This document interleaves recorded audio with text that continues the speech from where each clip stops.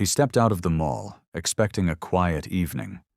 But when he saw a woman begging near the exit and she whispered, "I used to teach you," his entire world stopped. And what he did next left the whole city in awe. It was just past sunset at the Westview Galleria, the kind of high-end mall where polished shoes clicked on marble floors and security guards barely blinked. Damien Holt, 42, billionaire investor and tech mogul, stepped out of the luxury watch store, shopping bag in hand. His day had been meetings, contracts, and handshakes. Routine, predictable. Until a soft voice cut through the evening buzz. "Sir, I'm sorry, could you spare anything?" He almost ignored it, almost kept walking. But something in the tone pulled at him. Measured, gentle, too dignified for the words it carried. He turned and saw her, wrapped in an old shawl, seated on a folded blanket beside the stone wall, hands trembling not from the cold, but from pride battling survival. And then, her eyes met his. They widened. So did his. "Miss Radley?" he whispered, stunned. She blinked hard. "Damien Holt?" He took a shaky step forward, heart suddenly pounding.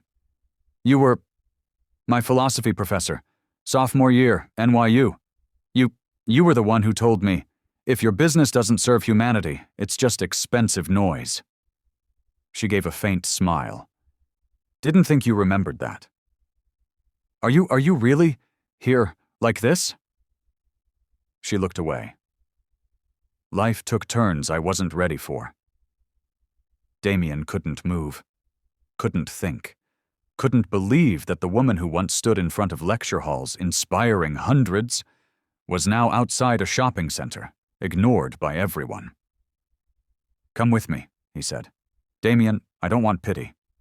It's not pity, it's respect. You changed my life once.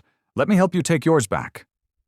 And with that, he helped her up, gently, quietly, and drove away not with shopping bags, but with a mission.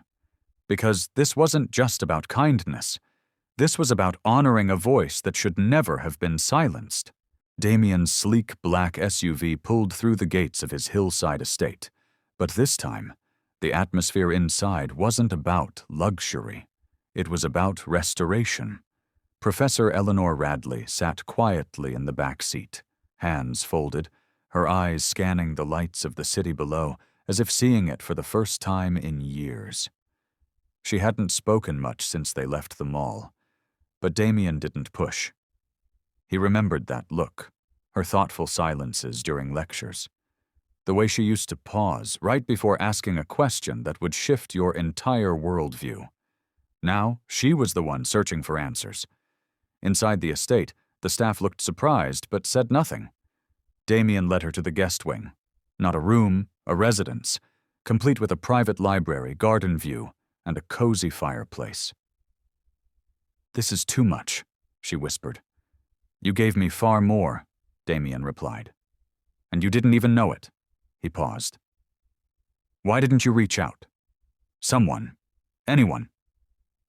She gave a weary smile. "I wasn't someone they remembered." That sentence hit him harder than he expected. "I did," he said quietly. "I remembered every time your voice shook me awake in that classroom. You didn't just teach, you built people."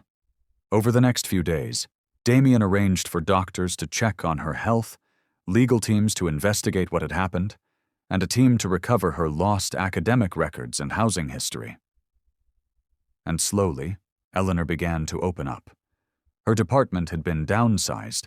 A medical diagnosis led to mounting bills. A sibling took advantage of her savings. Before she knew it, everything she built, her lectures, her name, her purpose, was gone. But her mind? Still razor sharp, still radiant. One evening, over dinner, Damien said, "I've been thinking. My new education foundation. I need someone to shape the soul of it, the ethics, the heart. You always said knowledge without wisdom is a weapon. I want you to be our lead advisor." Her fork paused mid-air. Me? After all this? Because of all this, he said. You never stopped being a teacher. The world just stopped listening. Tears welled in her eyes, not from pity, but from something deeper. Dignity. Validation. A seat at the table she helped build finally returned. Because Damien hadn't rescued her. He'd simply reminded the world who she had always been. Weeks passed, and the transformation was nothing short of extraordinary. Professor Eleanor Radley, once ignored on the street corner, was now seated at the helm of the Radley Initiative, a flagship think tank within Damien Holt's Global Education Foundation. She no longer wore a shawl to guard against the cold. She wore a quiet strength, restored. In a grand but humble launch event at the city's Central University, Damien introduced her to an auditorium packed with donors, students, and press. I owe my clarity, my purpose, and frankly my company's moral compass to a woman who once stood in front of a chalkboard and said, "Success without service is just ego in a suit." He gestured toward Eleanor, who now stood in a tailored blazer, hair neatly pulled back, but eyes as fiery as ever. This woman didn't lose her value when life got hard. The world just stopped looking. That ends now. Eleanor took the stage to a standing ovation. She glanced at Damien, then at the audience, letting the silence stretch like she used to in her lectures. When people pass you on a sidewalk without seeing you, you start to believe maybe you were never there. She inhaled deeply. But one student remembered me. And now I get to do what I love again, not because I begged for help, but because someone looked past my circumstances and saw my contribution. The applause was thunderous. That week, Eleanor began drafting curricula that taught more than profit margins and management tactics. Her focus? Compassion in leadership, ethics in entrepreneurship, humanity in power. She launched mentorship programs for women in shelters with academic backgrounds, partnered with universities to offer guest lectures in philosophy, logic, and life purpose, and more importantly, she began writing again. Essays, reflections, a memoir titled Chalk Dust and Streetlight Shadows. Damien often stopped by her office late in the day, sometimes just to sit and listen. "You don't realize how many of us needed you back then," he once said quietly. She smiled over her glasses. "Then let's make sure the next generation doesn't have to wait until they're lost to be found." And with every word she wrote, every student she guided, Eleanor proved that some minds never go dim. They simply wait for the world to turn its gaze back toward the light. Months turned into a year, and what began as a rescue was now a revolution. The Radley Initiative grew into one of the most respected ethics and education platforms in the country, offering scholarships, research grants, and leadership training grounded not in prestige, but in purpose. And at its heart stood a woman who had once sat on a sidewalk with her dignity folded into her lap beside a tin cup. Professor Eleanor Radley now walked through university halls not as a memory, but as a movement. Her TED Talk titled Value Isn't Worn, It's Carried reached millions. Her book topped bestseller lists, not because it was marketed well, but because it was truth, bound in humility. And Damien? He didn't just remain her biggest supporter, he became her student again. "You taught me how to build a business with a conscience," he once told her over coffee. "And you reminded me that no one is too powerful to listen," she replied.